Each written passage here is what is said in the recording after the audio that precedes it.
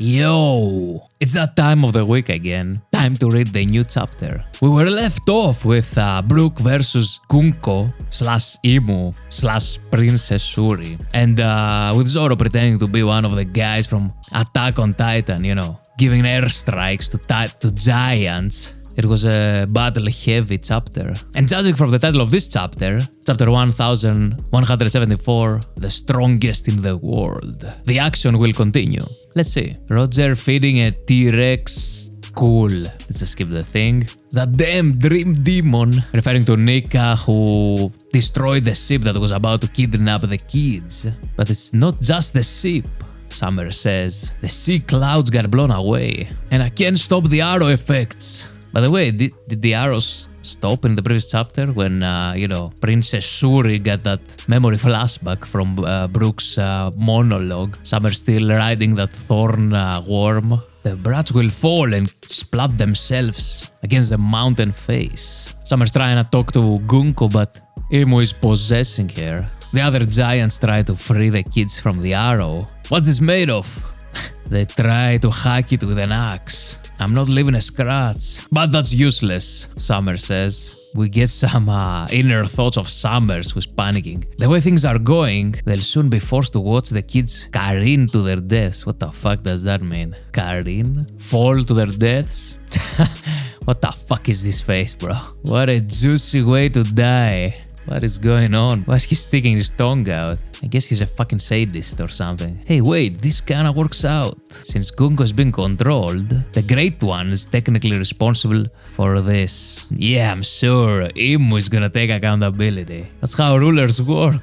We can always snatch more brats. I can hear it now. The sweet sobbing screams, Jesus, of their dear parents as they plummet. Why is this guy having an orgasm? This is gonna be so touching. Attention brats and PTA members alike. Our initial plan to ship the Tykes off safely to the Holy Land has run into an unforeseen snafu. The ship and the cloud layer have been wiped away. So to be blunt, you kids are about to fall to your deaths. The arrow is pointing to nothingness, to a fucking chasm. It's almost comical, I know. You've come so far to find a morbid finish line ahead. The kids are about to fall to the fucking shadow realm. I mean, Brooke just has to, kill Emu and everything's gonna be fine. Oimo is determined to give up his arms to save the kids and grabs the thorn around the kid. Grandpa Oimo, he's that old? Unfortunately, there really is no way to stop this. Killingham just watches in disbelief. Oimo is trying to hold on for dear life. For the life of the kids, but he's being pulled as well. Also, he let go. It seems we really can't do anything. Damn. So they just stand there to watch the kids plummet to their death. I mean, this prime time for Sogeking, soap. To throw some vines from afar. I keep saying this. And become an Elbaf legend. A hero like, in Dressrosa when he saved the day twice. These demons are screwing with us, and Summers is dying laughing. The kids blame themselves. This is divine punishment, more like demonic. So they really think they deserve this? I'll be a good kid from now on, I promise. Save me. Brother, this guy Summers, with his fucking creepy smile. I believe that's called Schadenfreude or something. It's German. When you're happy to see other people hurting, pretty sure. The Sun God pays special attention to naughty kids. So the Sun God is like Santa there. I won this in a duel. So he's got a little robot there. Wait, is that a figurine of the Iron Giant? Of Emmet? So we'll get some flashbacks from the kids when they were being punished from their parents. I don't wanna die. Colin is about to walk over the edge, but Ripley is there. Wait, what? How did she materialize there? And she embraces Colin. Damn. And of course, by doing that, she's getting impaled by the thorns. But if you don't let go, you'll die too, Mom. She's prepared to die along with her kid. That's better at least than just standing there watching your child perish. It's better than letting you die alone, she says while smiling. Now let's see, I'm ready to scroll down. Let's see who's gonna save the day. It's a double page. Wait, it's actually falling? And of course the other parents there followed suit. Everyone is falling along with their children. This guy, I mean, stop laughing, bro. Come on. They're actually falling. There is no way. This is beautiful, though. I didn't expect this at all. It's crazy that Oda can make me, you know, fucking give a fuck about these random giant children after all these years, you know? Damn. It must be nice having parents like this. So we have an orphan here. Don't worry, I'm here for you. You're not my mom. So that's the teacher from the Walrus school. And she dives in to save her nonetheless. And now we get to Rodo's brother, Bjorn. We see Rodo running there. You're a little far, but if you put everything into the jump... Okay, yes, he does manage to catch him. Summers finds this hilarious. I don't know what this guy's sense of humor is, but it's obviously twisted. Look at them. Those worthless scraps are tumbling into the abyss. My heart is quivering. What a touching story. So he's trolling them as well.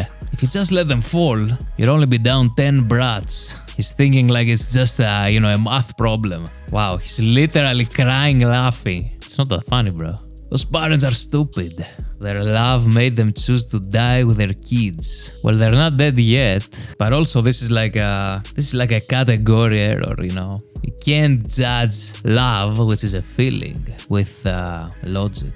If it's smart or stupid, it's nothing of the sort, sir. I have butterflies in my stomach. Hey, don't let Emu learn about this. What beautiful, meaningless deaths. And it's fucking snowing again. Don't get me started with the snow. I guess it's snowing because we reached the realm of the dead, where we see the kids with their parents landing on top of something. What is that? Oh, what the fuck? This must be... Wait, there's no way that's Loki, right?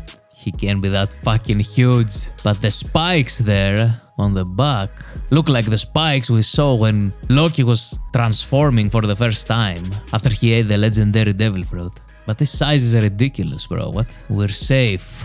Luffy? Wait, what? So we see Loki's eye there. As soon as we land, I want you to hop off my back. Luffy Nika form, you guys just came falling down on us out of nowhere. Good thing we were passing by. So from the from the Nightmare Demon Nika to Gear 5 Nika, I'm the Great Destroyer, says Loki. Let's see. I'm ready to see the actual form, not in silhouette again. Come on. Is it snowing? Not only snowing, but there's also thunderbolts striking from the heavens. The tree is shifting. The tree with West Castle on, while we hear Nika's heartbeat. The drums of liberation. What is that beat? All of Elbaf is shaking. And then Jarul incites a part of the prophecy. On a curious day when thunder and snow both flurry, a giant beast shall appear to blot out the skies. The drums of liberation, there it is, will boom out, and the sun god will rise. What the fuck is this? What am I seeing? It's a fucking dragon? Look how big you got. Now this is gonna be funny. He who got the last laugh. The hour of Elbaf's liberation has come. Break next week. Alright, this chapter felt longer at least than the other one. I'm guessing the title, Strongest in the World, refers to Loki. You could even say the biggest in the world. It looks bigger than Zunisa. So that's the guy from the mural? The fucking dragon that was coming down, spitting fire. Also, what's going on with his eyes? Aren't those eyes like reminiscent of the emu Tommy Reversi bullshit? I can't remember Rox when he was being possessed, having some eye fire like that. Let me read this from the top again, quickly, to see if we missed anything or like a theory pops into my skull. Okay, Summers is freaking out, the giants trying to stop the arrow, even fucking chewing on it. Didn't see that before. I'll have the pleasure of seeing those fucking faces from Summers again. That face kinda remind me another child torturer, fucking Caesar Clown. Also this excitement over other people's pain and shit, and suffering. It's like Sadie from Impel Down. Oimo almost had a cool moment. Almost had a Luffy in Impel Down when he said, if I have to give up my arms to save Ace, then so be it. And then Bazookas, Magellan, Summers loves his ass off. I feel like there's something there with all these laughing and smiling from Summers. Like a message from Oda that there are two kinds of laughter / smiling. There's this evil one where you laugh at someone else's expense, and then there is the one from Ripley when she's hugging her son there. The smile which expresses that even though I'm hurting, everything's gonna be alright. Something like that. This actually reminds me of good old East Blue, you know, in the Arlong arc, when Belle-Mère turned to Nami Nojiko, said I love you, and smiled, right before Arlong pulling the trigger and shooting her in the head, killing her. And Arlong, I'm pretty sure, was fucking laughing too. This is the I love you smile. It's actually kinda like the Corazon one, right before dying. He also said I love you to Law. I mean that panel again where everyone falls off the cliff. Summers is crying. And again on the next page, it's like half the page is Summers laughing while the giants are plummeting into the abyss. Summers is mocking them for their love that made them choose to fall to their deaths along with their children. And he calls those meaningless deaths. I mean, how can a death be more meaningful than this? Dying for your loved ones. Also, I feel like to have a meaningful life, you must have something to die for. And your kids, I mean, I guess it's the most obvious one. Now that I think about it, it's kind of poetic that Loki is the one that saved the children from falling to their death, since his own mother threw him down to die, right? Well, Loki along with Luffy, of course, with his gum rice cracker belly. What the fuck? Then Loki along with Luffy rise up while thunder and snow are dropping down. Now these fucking thunderbolts. This scene made me think of what Law said in Dressrosa. The D always brings a storm. In this case, it's a fucking dragon. Then we get Ja Rule reciting a Harley prophecy about the giant beast appearing to blot out the skies. The sun god will rise. Now who's the sun god though? Because Loki thought it was actually himself. And then there's Loki in his dragon form. By the way, what the fuck is that on his head? I didn't notice it before. It's like a piece of metal hammered down on his cranium. What is it actually? Is it just part of the design? Let's not forget the Ragnar there also, squeaking. Well, now that there's a break next week, we'll have enough time to delve deeper into all sorts of theories, I'm sure. But yeah, pretty fucking good chapter, and I'll see you next time. Peace.